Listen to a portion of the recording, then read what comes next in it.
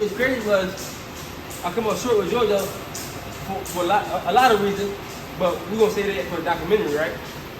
You got the documentary coming, champ? Yeah. And niggas forgot who the fuck I am. It ain't like I wasn't dominating 130 for a long time. Now, obviously, the original scheduled date was all the way back in May, so it's been about a 2-month postponement. But you've been staying in the gym, staying ready, staying sharp? Yeah. I've been staying sharp, bro. It's what I do. It's what I do, bro. Boxing is my life, so I've been staying sharp. Like I wasn't in and out of the gym. I was in the gym,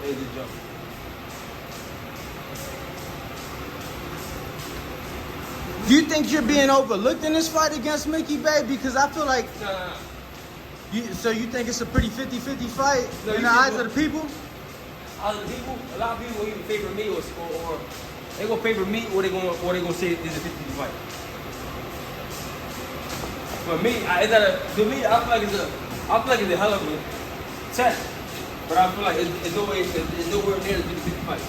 Now, no, I was gonna say, obviously you said you've been in the gym, still been more than 2 years out of the ring.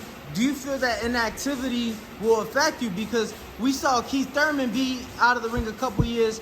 He's like, nah, I got the rust out in the gym. And then after the fight, he's like, in reality, I didn't. I thought I did, but I didn't. I think the ring rust, you can't get ring rust off in the gym. Fighting and sparring and all that is totally different. I'm having ring rust, but he is too. So that's why I'm about to make it a good fight. Woman everywhere, so there's no excuse there. That's about to be a good fight. Now we saw Mickey Bay come off inactivity into the ring against George Kambosos a few years back, and he was able to look very good, lost by split decision. What do you think will be the biggest test or the toughest test that Mickey will bring into the ring August the 12th? For me, I don't know. I gotta see. I can't say experience, but I'm more experienced than him. I got damn near 40 fights. I don't know. I gotta see. Probably IQ. I don't know. I gotta see. But George Kambosos is not a type of performer. Let's not get that confused. You know what I'm saying? Kambosos is not a type of performer. I mean, he was unified world champion. When I mean that. He's still not a type of performer. I'd have been unified. I never got the opportunity, you know. But yeah, he beat Teofimo, but he lost right away. You gotta continuously do that shit. You can't just win and lose. You gotta continuously do it over and over. When I got my belt, I fought like 5, 6, 7 times in a year, and I did it over and over, back to back to back. You know what I'm saying?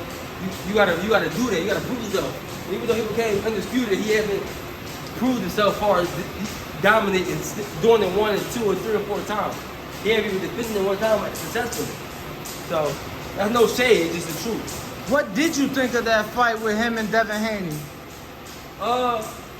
That is too much for him.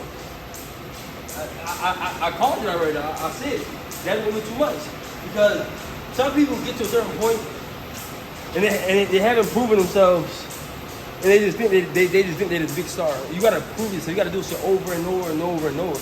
You can't just do it one time and just think you the shit. You gotta prove that shit over and over and over and over. You can't become world champion and then lose the next fight and don't defend it ever. It's like you gotta keep doing it. So who do you think gives Devin the toughest test now? Because like you said, you do gotta keep going. So do you think he will be able to keep going? And Who? Devin. No, I was talking about Kambosos. Yeah, I know I'm saying, but now that Devin's won it, because T.O. beat Lomachenko, lost at his first defense. Kambosos beats T.O., lost at his first defense. It's not even that. See, Devin was already world champion. He already defended his belt, so he proved himself. Kambosos wasn't world champion at all. That was his first time becoming world champion. Okay. So for him, it's a different story. You know what I'm saying? But yeah, that's a different story. I got you, champ. He was never world champion. Devin became world champion. T.O. became world champion, defended his shit. Devin became world champion, defended. Huh? No, I was saying same thing. He became champion and defended. Yeah. Kambosos did. Do you think he should have to go back to Australia for that rematch? You went up to Australia to win your belt, as did to win the undisputed crown, do you feel that he should have to go back for the rematch since he won the first fight? I mean, I don't feel like he should, but if that's in the contract, that's what we're obligated to do. And we got to honor the contract. Absolutely. And Devin, I'm pretty sure Devin don't give a fuck. But my contract want to honor with the rematch, but who give a fuck? But I believe in honoring the contract.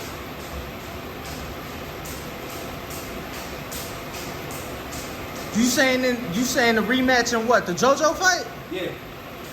Was that a pandemic thing? Because I know it broke out. It was the contract. Pandemic shouldn't stop nothing because nobody was fighting at the time.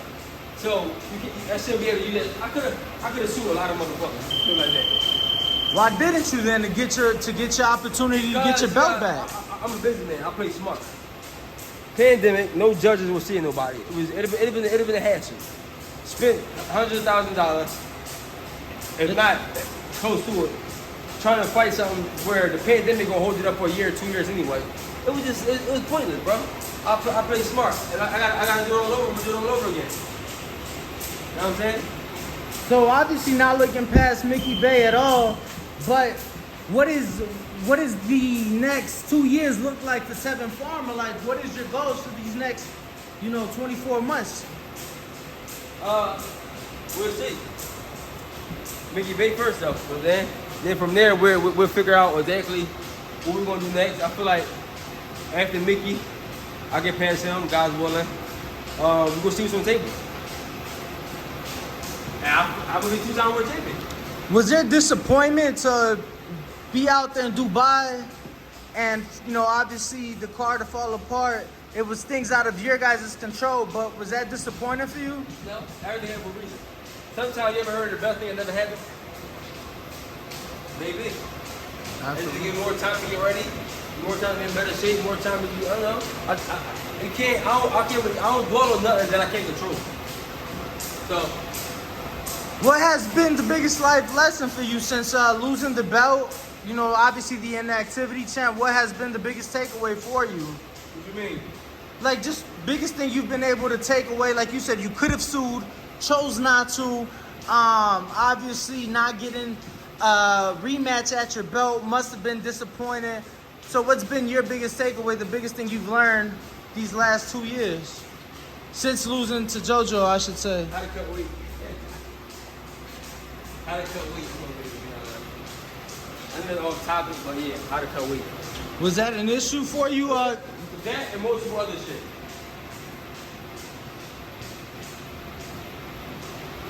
What'd you think of JoJo in the Devin fight? Obviously, he had the fight with Fortuna, then the fight with Devin. What'd you make of his performances in both fights? Yeah, yeah.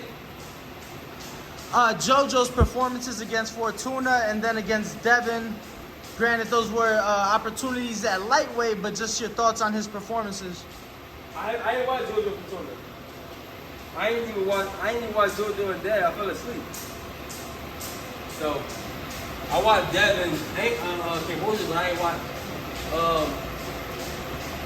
Devin JoJo versus JoJo. Yeah. I seen clips of it.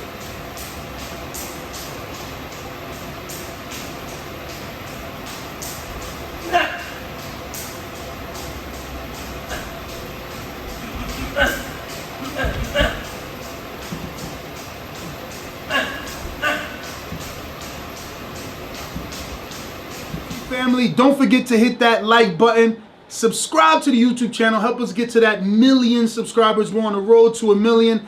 And obviously, we have other great content on our Patreon channel. So since this video is over, head on over to our Patreon and check out all the exclusive content or right here on our YouTube members.